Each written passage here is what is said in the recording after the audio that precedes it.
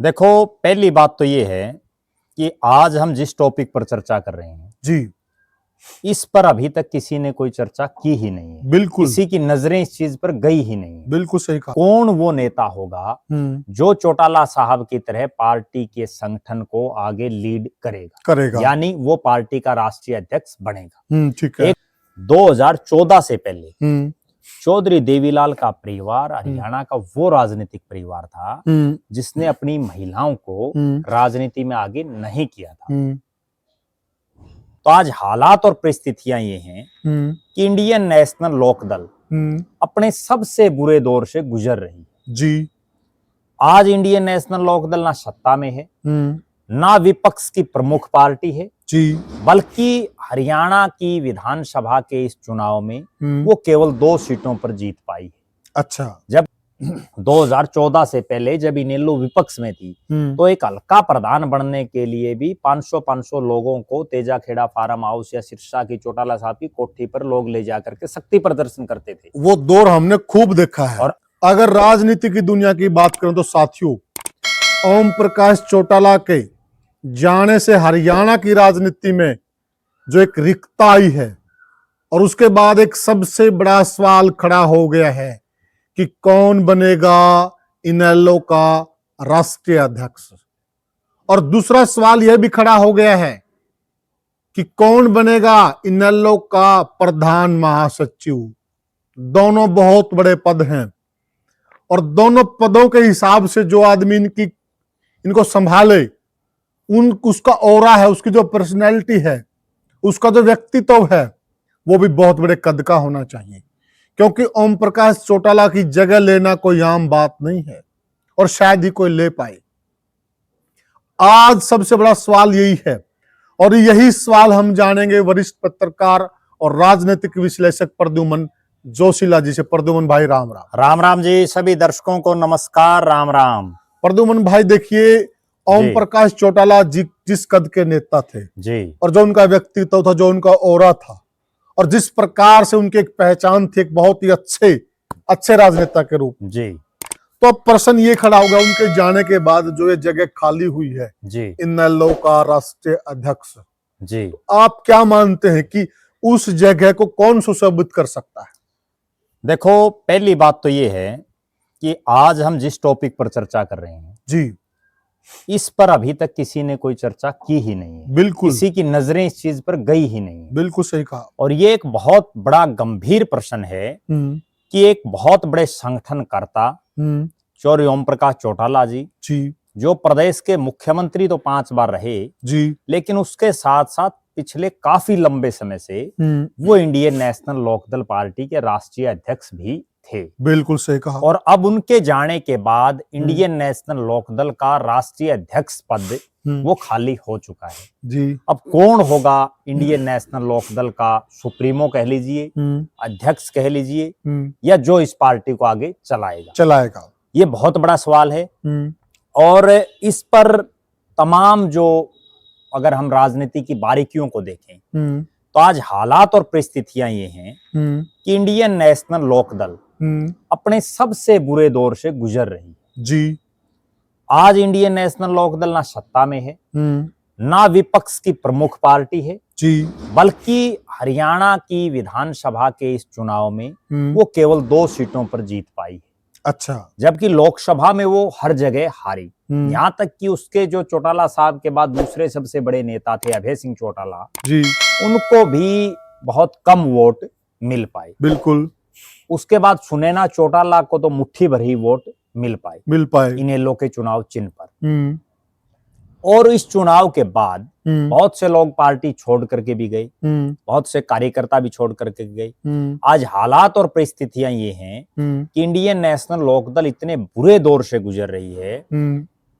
राष्ट्रीय अध्यक्ष के बाद पार्टी में राष्ट्रीय प्रधान महासचिव और उसके बाद प्रदेश अध्यक्ष का पद होता है।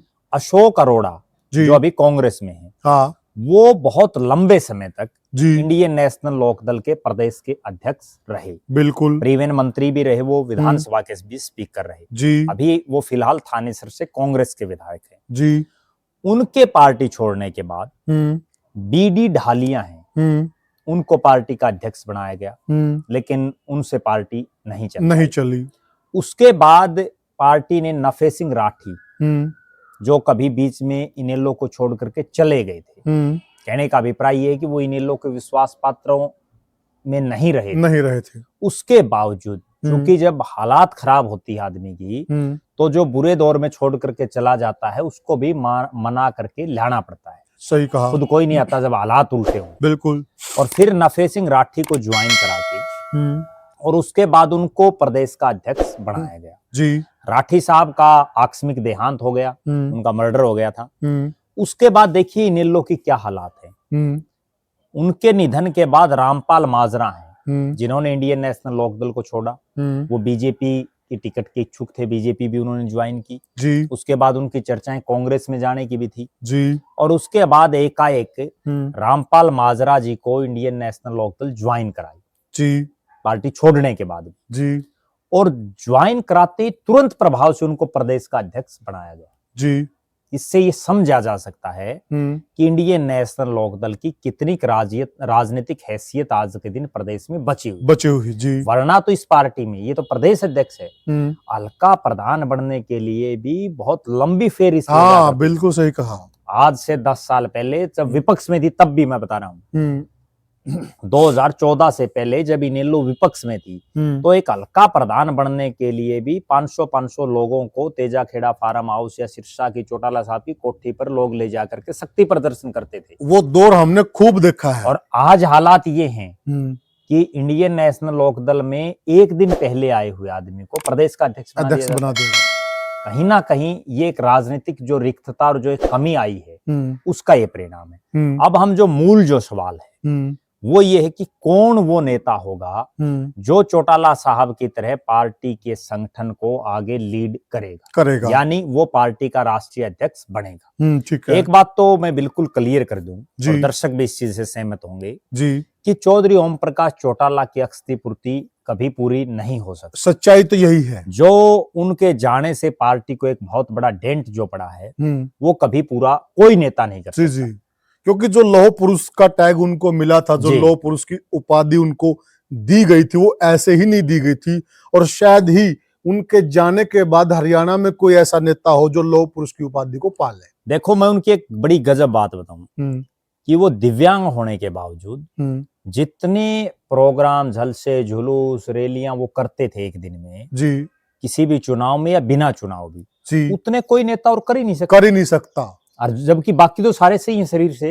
और वो मैराथन स्पीच कई देर बिल्कुल। और वो बुजुर्ग 80 साल की उम्र में भी, 85 साल की उम्र में, और वो बड़ा जो है भाषण जो उनका एक डेढ़ घंटे तक वो बोलते थे। बिल्कुल सही कहा। और एक चीज उनके जो है दिमाग में थी।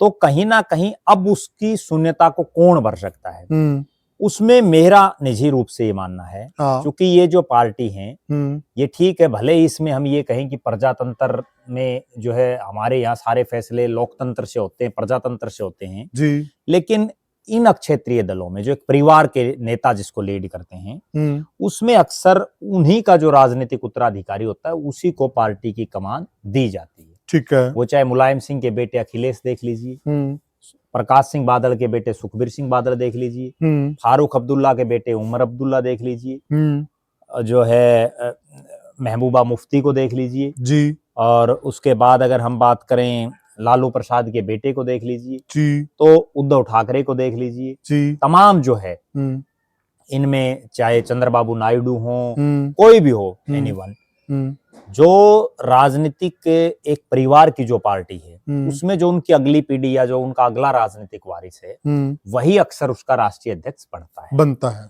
जहां 2 बेटे हो जाएं वहां फिर जो उनमें राजनीतिक रूप से बहुत बार विवाद भी होते हैं आपस में, तो जो ज्यादा पावरफुल हो वो बन जाता है। अब हालात और परिस्थितियां चौटाला साहब के परिवार में ये है कि उनका बड़ा बेटा राजनीतिक रूप से उनसे अलग है, उनकी पार्टी से अलग है। ठीक है। तो लिहाजा वहां केवल एक ही विकल्प है और वो विकल्प अभय सिंह चौटाला है। ठीक है। तो मेरा ऐसा मानना है कि अब जो है इस पार्टी का राष्ट्रीय अध्यक्ष जो अभी तक राष्ट्रीय प्रधान महासचिव के पद पर हैं अभय सिंह चौटाला, उन्हीं को निश्चित रूप से बनाया जाएगा। अच्छा। और तो अब सवाल खड़ा होता प्रद्युमन भाई, देखिए अगर राष्ट्रीय अध्यक्ष अभय सिंह चौटाला को बना दिया जी, तो उसके बाद फिर जो प्रधान महासचिव का पद है वो खाली हो जाता है। बिल्कुल। और दूसरी बात, जो प्रधान महासचिव का पद है वो कहीं न कहीं राष्ट्रीय अध्यक्ष से भी ज्यादा महत्वपूर्ण है। बिल्कुल, क्योंकि मैन कड़ी काम करने की जिम्मेवारी, भाग दौड़ सारी उसी पद पर होती है। बिल्कुल। तो वहां फिर आप किसे मानते हैं कि फला आदमी इस मामले में फिट हो सकता है? देखो, ये निश्चित रूप से जो प्रधान महासचिव का जो पद है वो सबसे महत्वपूर्ण पद है, अध्यक्ष से भी कहीं ज्यादा है। बिल्कुल। उसकी अहमियत इसी चीज से पता चलती है कि जब ओम प्रकाश चौटाला जी राष्ट्रीय अध्यक्ष थे तो अजय सिंह चौटाला को राष्ट्रीय प्रधान महासचिव बनाया गया था। उसके बाद अभय सिंह चौटाला को बनाया गया। पहले उनको प्रदेश का प्रधान महासचिव बनाया गया, फिर उनको राष्ट्रीय प्रधान महासचिव बनाया गया। इसी तरह से अगर महिला विंग की बात करें तो जींद से जो है, जो सुमित्रा देवी है, उनको प्रदेश का अध्यक्ष बनाया हुआ है इंडियन नेशनल लोकदल ने। ठीक है। जबकि जो प्रधान महासचिव है वो पद उन्होंने अपने घर की ही जो उनकी बहू है सुनैना चौटाला, उनको उन्होंने बनाया हुआ है। लेकिन इसमें देखिए, इसी तरह से जेजेपी में थोड़ा सा बीच में यही इस पे थोड़ा प्रकाश डालते हैं जी। सुनैना जी को बनाया हुआ, सुनैना जी हमारे लोकसभा हिसार से चुनाव लड़ी थी, दौलतपुर गांव की बेटी है जी। हमने बखूबी देखा, बड़ी मेहनत की उन्होंने, कोई दो राय नहीं। परंतु पद के हिसाब से जो कद होना चाहिए जी, वो कद अभी तक सुनैना का नहीं बना है जी। इसमें भी कोई दो राय नहीं। देखो, इसमें कारण ये है कि जो महिलाएं हैं वो वर्तमान में बहुत कम संख्या में इंडियन नेशनल लोकदल के साथ हैं। चाहे वो महिला नेत्रियों की बात हो जी, चाहे वो महिला कार्यकर्ताओं की बात हो जी। एक वो समय था, ये वो इंडियन नेशनल लोकदल है जिसने प्रोफेसर कैलाशो सैनी, जो एक महिला हैं, उनको कुरुक्षेत्र से 2 बार सांसद बनाया। ये वो इंडियन नेशनल लोकदल है। वो मैं बताता हूँ महिलाओं के लिए इन्होंने क्या किया। इन्होंने ओम प्रकाश चौटाला और उनकी पार्टी ने महिलाओं को राजनीतिक भागीदारी देने के लिए क्या क्या किया। प्रोफेसर कैलाशो सैनी को कुरुक्षेत्र से 2 बार चुनाव लड़ा, दोनों बार एमपी बनाया। हिसार की रहने वाली श्रीमती सावित्री महाजन, जिनका राजनीति से कोई खुद का लेना देना नहीं था, ठीक उनके पति मंत्री रहे थे और वो स्वर्गवासी भी हो गए थे जी। उन सुमित्रा महाजन को घर बैठे बैठे देश की सबसे बड़ी पंचायत संसद में राज्यसभा का सदस्य बनाया। ठीक बात है। ये वो इंडियन नेशनल लोकदल, वो ओम प्रकाश चौटाला की पार्टी है जी। लेकिन अब जब हालात ये बदली कि 2 हिस्सों में पार्टी बट गई और जो महिलाओं की जो कमांड पिछले कई सालों से, जब इनेलो में कहीं ना कहीं नैना चौटाला जो विधायक बन गई थी डबवाड़ी से 2014 में इंडियन नेशनल लोकदल की टिकट पर, तो वो महिलाओं को लीड करना उन्होंने शुरू कर दिया था जी। और जब पार्टी का विघटन हुआ तो वो जेजेपी में चली गई। लिहाजा जो महिला वर्ग था, महिला की प्रदेश अध्यक्ष भी उनके साथ चली गई थी। ठीक है, बहुत सी जिला प्रधान चली गई थी। बिल्कुल। तो वो तमाम जो है जेजेपी में, जो बड़ा कैडर था उधर चला, बड़ा कैडर वहां चला गया था। इसीलिए तो अब हालात ये है कि जिनको महिला का प्रदेश का अध्यक्ष बनाया हुआ ना, जींद से जो आती हैं सुमित्रा जी, उनका तो उनके विधानसभा और उनके जिले में ही कोई खास बहुत बड़ा नाम नहीं है। बिल्कुल, राजनीतिक रूप से लोग उनको इतना जानते भी नहीं। लेकिन ये केवल मजबूरी, क्योंकि और कोई विकल्प नहीं है। तो विकल्प अगर सुनैना चौटाला को ही बना देंगे तो फिर वो ये हो जाएगा कि जो है सारे पद इन्होंने अपने घर में रख लिए। क्यों? तो विकल्प फिर आप बताइए ना, मजबूत विकल्प। क्योंकि करण चौटाला युवा के प्रभारी हैं। अर्जुन चौटाला को इन्होंने आईएसओ का प्रभारी लगाया हुआ, जो स्टूडेंट ऑर्गेनाइजेशन है। तो कहीं ना कहीं सारे पद फिर तो घर के हो गए, इसलिए किसी एक को वो जिम्मेदारी दी गई है। अब जिस विकल्प की हम बात कर रहे हैं वो ये है कि राष्ट्रीय प्रधान महासचिव की जो हम बातचीत चल रही थी, उसमें मेरा निजी रूप से ये मानना, और ये एक्सपेरिमेंट चौटाला साहब बहुत बार कर भी चुके हैं, अच्छा, कि इस पद पर ये अपने परिवार से इतर किसी अन्य को ये जिम्मेदारी दे सकते हैं। अच्छा, उसका कारण ये है कि अगर सारे ही पद एक परिवार में इन्होंने दे दिए तो फिर उसके बाद जो पार्टियों में प्रजातंत्र एक शब्द जो बोला जाता है वो कहीं ना कहीं खत्म हो जाता है, गौण हो जाता है। विपक्षी पार्टियों को सवाल उठाने के लिए एक मौका मिल जाता है। बिल्कुल, मौका तो देखो पता सबको है कि भाई इसमें चलनी है बेसिंग की है, लेकिन उसके बावजूद एक जो ये कहते हैं ना, भाई किसी को ये पावर दे दी। अब जैसे रामपाल माजरा को प्रदेश का अध्यक्ष बनाया हुआ है, वो केवल इसलिए बनाया हुआ है कि परिवार से इतर हम किसी अन्य को ये जिम्मेदारी दें। जी। और वो बहुत बार दी है। हम्म। चौटाला साहब ने पहले शेर सिंह बड़शामी भी हुआ करते जब सरकार थी जी। उनको ही बना रखा था प्रदेश का अध्यक्ष जी। उसके बाद जो है अशोक अरोड़ा को इन्होंने बनाया, उसके बाद बीडी ढालिया, नफे सिंह राठी और अब रामपाल माजरा। जी। इसी तरह से आप जेजेपी देखो, जी। पहले निशान सिंह को बनाया बनते ही, वही परिवार से बाहर के थे। अब ब्रिज शर्मा को बना रखे है तो वो भी परिवार से बाहर के हैं। कहीं ना कहीं परिवार से इतर भी किसी को बनाएं ताकि लोगों को ये लगे कि हमारे यहाँ हमारे अलावा भी किसी अन्य की पूछ है। जैसे बीजेपी में होता है, बीजेपी के लिए बात बड़ी चलती है कि वहां पे एक आम आदमी पार्टी के सर्वोच्च पद तक पहुंच सकता है। नहीं, वो बीजेपी और इन क्षेत्रीय पार्टियों में दिन रात का अंतर रहेगा। बीजेपी में तो क्या है कि आपको अपनी मेहनत से कई सर्कमस्टांसिस होते हैं, जबकि यहाँ तो जिसको अभय सिंह चाहेंगे वो अभय सिंह राष्ट्रीय अध्यक्ष बन गए तो वो जिसको चाहेंगे वही तो प्रदेश अध्यक्ष बनेगा।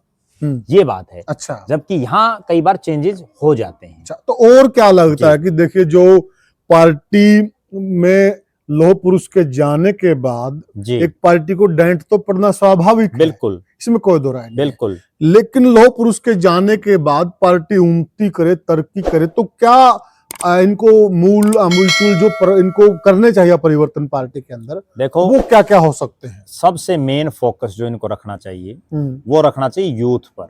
अच्छा। युवाओं पर। क्योंकि इंडियन नेशनल लोकदल में ना तो ओम प्रकाश चौटाला जी युवाओं में अपनी कोई पकड़ बना पाई। ठीक है। अब जो अभय सिंह चौटाला जब सर्वे सर्वा बने वो भी कोई पकड़ नहीं बना पाई। यही कारण रहा कि प्रदेश में जो इनका यूथ जो सपोर्टर था वो बहुत बड़े स्तर पर दुष्यंत चौटाला के साथ लग गया। और वो यूथ केवल और केवल अब भी मैं ये बड़ी बात बता रहा हूं कि अभय सिंह के उससे भी वो यूथ नहीं आएगा, बल्कि उसके लिए इनको आदित्य देवीलाल, करण और अर्जुन चौटाला, इन तीनों को आगे करके और उस यूथ को अपने साथ जोड़ना चाहिए। दूसरा, इनको सुनैना चौटाला को, चूंकि वो पूरी तरह से राजनीति में आ चुकी हैं, लोकसभा का भी उन्होंने लड़ा, विधानसभा की, वरना एक और गजब बात बताऊं, 2014 से पहले चौधरी देवीलाल का परिवार हरियाणा का वो राजनीतिक परिवार था जिसने अपनी महिलाओं को राजनीति में आगे नहीं किया था।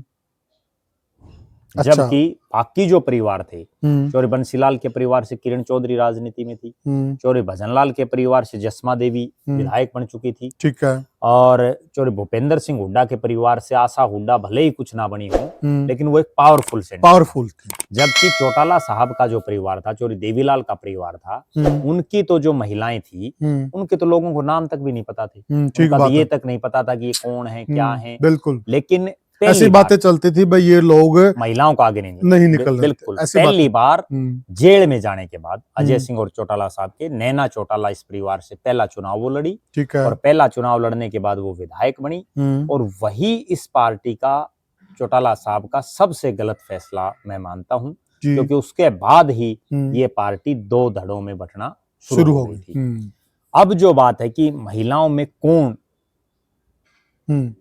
अब इसमें यूथ के अलावा उनको महिलाओं को अपने साथ जोड़ने के लिए सुनैना चौटाला को पूरी तरह से पावर दे देनी चाहिए, क्योंकि कांता जो चौटाला है ना, जो अभय सिंह चौटाला की धर्मपत्नी है, उन्होंने जिला परिषद का चुनाव लड़ा आदित्य देवीलाल के मुकाबले, और वो चुनाव हार गई थी।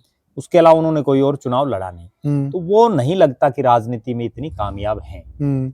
और सुनैना चूंकि अब वो जो है 2 चुनाव लड़ चुकी हैं, तो वो कहीं ना कहीं महिलाओं को ज्यादा से ज्यादा जोड़े। महिला और यूथ जब तक आपकी पार्टी के साथ नहीं जुड़ेगा तब तक आप सत्ता के नजदीक भी नहीं आ सकते। चाहे देश के प्रधानमंत्री नरेंद्र मोदी हों, वो बार बार यही कहते हैं कि महिलाओं और जो यूथ है उनको पार्टी के साथ जोड़ो। चाहे कांग्रेस पार्टी की हम बात कर लें, चाहे हम जेजेपी की बात कर लें, जैसे दुष्यंत चौटाला की पार्टी ने हरी चुनरी चौपाल कार्यक्रम शुरू किया नैना चौटाला ने, बिल्कुल, और कितनी भारी तादाद में महिलाएं उसमें आया करती। इस तरह से इनको अगर अपनी पार्टी को राजनीतिक तौर पर जिंदा रखना है तो निश्चित रूप से महिलाओं और यूथ इन दो पर विशेष फोकस करना पड़ेगा। और इन दो पर फोकस करने के लिए इनको आदित्य देवीलाल, करण और अर्जुन चौटाला और सुनैना चौटाला, इनको विशेष जिम्मेदारियां दे करके, क्योंकि अब चौटाला साहब का इनके जो सिर पर हाथ होता था वो रहा नहीं,